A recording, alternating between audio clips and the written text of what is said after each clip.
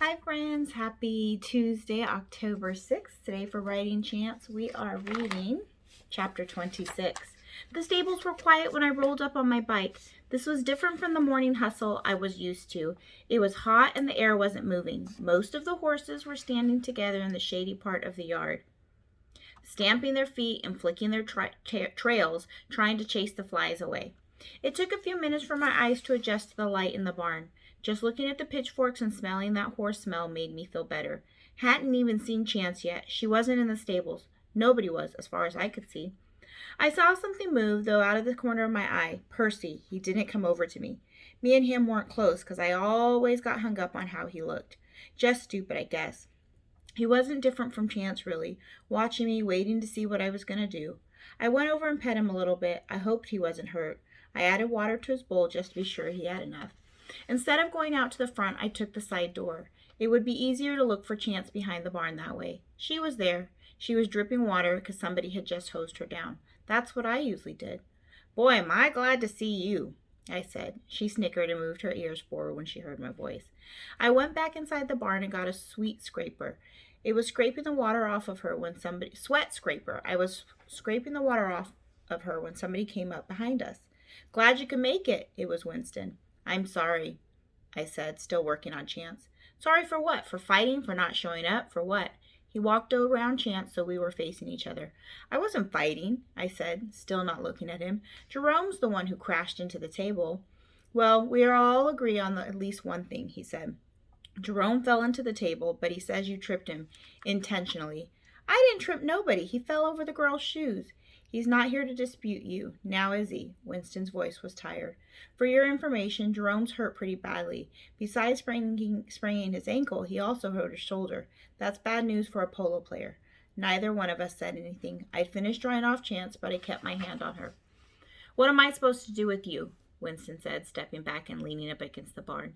"You say one thing, Jerome says another. The truth is probably somewhere in between." Winston sighed. "Jerome's not nice, I know that. I thought I could build a powerhouse polo team, but my two best horsemen trying to kill each other?" "I ain't trying to kill nobody," I said. "Told you he tripped on that girl's shoes." Chance was shifting her weight on her back leg. She wasn't any more comfortable than I was. I wanted Winston just to disappear so I could be alone with my horse. "What makes this so hard is that I like you," he said. "Yeah, why's that?" I was petting Chance with both hands now. She was snuggling her head into my chest. I could swear she was telling me to fess up, admit I tripped Jerome. "You don't give up," he said. "I had a hard time fitting in when I first started writing, too. Took me a while to figure out that it was my own fears holding me back." Well, he probably didn't have no cops jumping on him in the street. I wondered how he would have handled that. Both me and Chance were nervous. If he was going to suspend me, I wish he'd just hurry up and do it. "But it wouldn't be fair to suspend you and not Jerome," he said, "unless you really did trip him." I couldn't look at Winston, just shook my head no with my hands on Chance's neck. Winston looked at me and Chance for a long time. I don't know if he really believed me, but he knew that losing Chance would have done me in.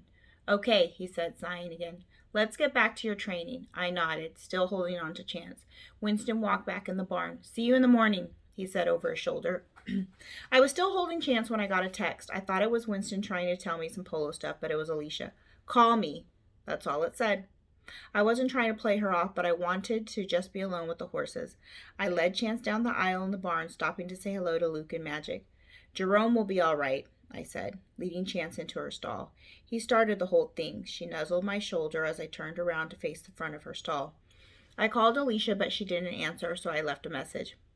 "Hey, Alicia," I said. "First off, I want to say I'm really sorry about how your party ended up. It wasn't my fault, though. Jerome's the one who fell into the table. I saw Winston a little while ago. Me and him are cool. I'm with Chance now."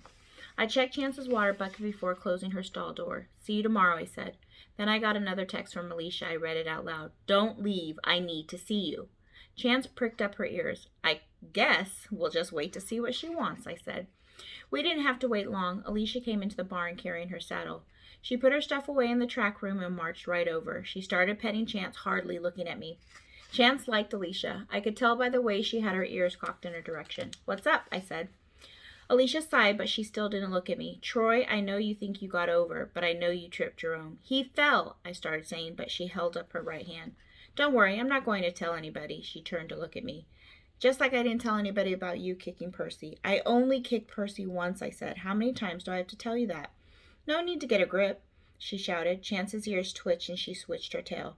Now look what you've made me do, said Alicia, sighing again. We're scaring Chance. She was the one scaring Chance. Let's go outside, I said. She didn't move at first, but I started walking away.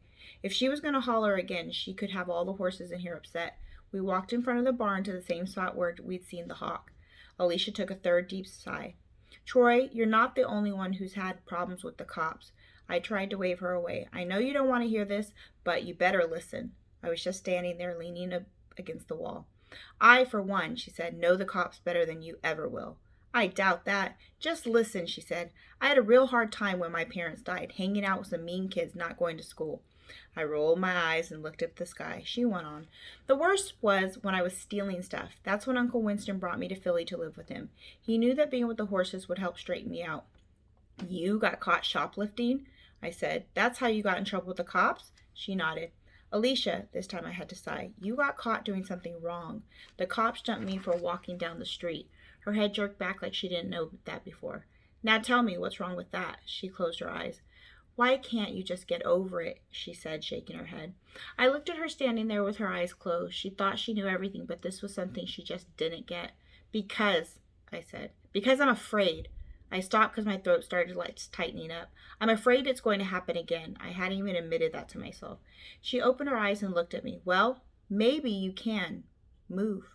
I laughed. I don't have a rich uncle who can swoop me in and take me away. It wasn't like that, she twisted her mouth to one side. Uncle Winston didn't swoop in. He had to leave the polo circuit to take care of me. Maybe me and Alicia weren't meant to get any closer.